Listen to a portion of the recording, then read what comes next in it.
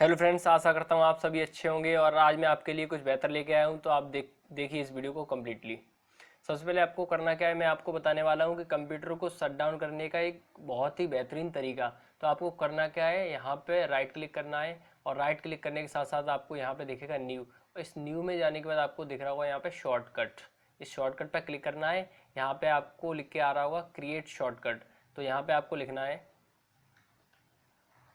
Slide to shut down dot executable. और यहाँ से आपको करने के बाद नेक्स्ट कर देना है।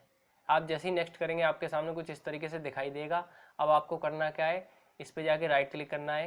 राइट क्लिक करने के बाद नीचे आएगा आपके सामने प्रॉपर्टीज़। इस प्रॉपर्टीज़ में आप जैसे ही जाएंगे तो यहाँ पे जाके आपको दिखेगा चेंज आइकन। इस चेंज आइकन पर क्लिक करना है, यहाँ से ओके। और आपको लेना है शट डाउन वाला ये आइकन, यही लेना है, इसके अलावा और कोई नहीं लेना। Apply and okay. तो इस तरीके से आप देख सकते हैं ये हमारा slide to shut down button बन चुका है। अब हमें अगर शट डाउन करके देखना है तो इस पर क्लिक करेंगे। क्लिक करने के बाद आपके सामने लिख के आएगा slide to shut down your PC. तो अगर आप इसको स्लाइड डाउन करोगे वैसे ही आपका कंप्यूटर शट डाउन हो जाएगा।